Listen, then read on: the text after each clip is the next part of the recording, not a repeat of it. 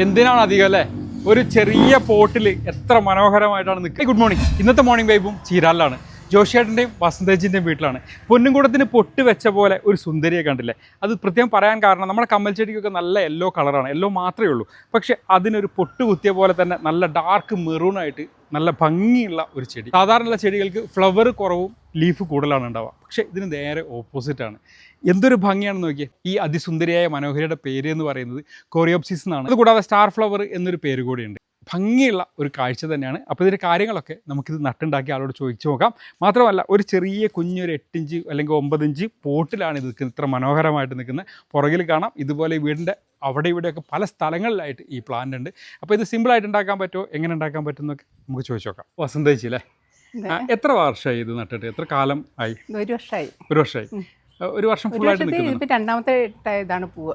രണ്ടാമത്തെ ടൈമാണ്. ഒറ്റ ചെടി തന്നെയാണോ അതോ വേറെ വേറെ? ഇതിന്റെ വിത്ത് ഇത് ഉണങ്ങി കഴിയുമ്പോൾ ഇതിന്റെ വിത്ത് ഇടുക. അപ്പൊ ഇങ്ങനെ മുളച്ചു വന്ന് പിന്നെ അത് നമ്മൾ പറിച്ചു വെച്ചാൽ. എവിടുന്നാണ് ഈ വിത്ത് കിട്ടിയത്? ഇതെന്റെ പുൽപ്പള്ളി എന്റെ അനിയത്തിന്റെ വീട്ടിൽ നിന്ന്. വേറെ വ്യത്യസ്തമായ കളറുകളുണ്ടോ അവിടെ? രണ്ട് കളറുണ്ട്. അതൊരു മെറൂണ് തന്നെ. പക്ഷെ അത് വിരിഞ്ഞു പോയി. ഒരു ബുദ്ധിമുട്ടും ഇല്ല, വേഗം പിടിക്കും. കായിട്ട് വേഗം ഇതാവും പെട്ടെന്ന്. എത്ര മാസം കൊണ്ട് ഫ്ലവർ ഉണ്ടാവുന്നുണ്ട്? ഒരു 3 മാസം കൊണ്ട്.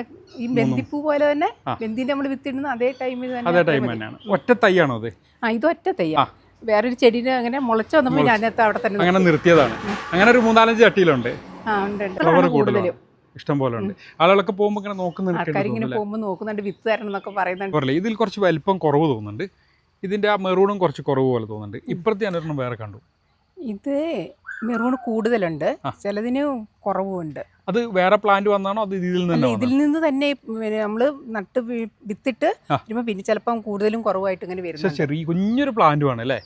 പക്ഷെ അതില് രണ്ടും തമ്മിൽ വ്യത്യാസം നോക്കുമ്പോ ഇത് കണ്ടോ, ഇത് വേണമെങ്കിൽ യെല്ലോ ആണ് കൂടുതൽ. ഓഹോ, ഇതിൽ തന്നെ മ്യൂട്ടേഷൻ സംഭവിക്കുന്നുണ്ട്. വേറെ വേറെ രീതിയിൽ വരുന്നുണ്ട്. നമ്മൾ ഇങ്ങനെ വിത്തിട്ട് പിന്നെ കഴിയുമ്പോൾ ചിലപ്പം അങ്ങനെ അതിൽ വ്യത്യാസം വരുന്നുണ്ട്.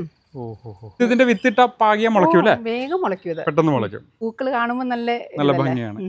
ഇത് മെറൂണിനേക്കാൾ കുറച്ചുകൂടെ എഫക്ട് ഇതിനാ തോന്നുന്നു. രണ്ട് കളറാകുമ്പോൾ കൂടുതൽ ഭംഗി. ഇപ്പൊ അടുത്ത ചോദ്യം വരാൻ എന്താ വെച്ചാൽ, കൊടുക്കുന്നുണ്ടോ, വിത്തുണ്ടോ, തൈയുണ്ടോ എന്നാ ചോദിക്കുക. ഇവിടെ വരേണ്ടി വരും. മഴയത്താകുമ്പോ ഇത് വിത്ത് ചീഞ്ഞു പോവുകയാണ്, പൂ നിന്നിട്ട്. മഴ ഇല്ലാണ്ട് വെയിൽ ഇങ്ങനെ നിൽക്കുവാണെങ്കിൽ പൂ ഇതായി ഉണങ്ങി വരും. അപ്പോൾ എന്തായാലും വളരെ സന്തോഷം.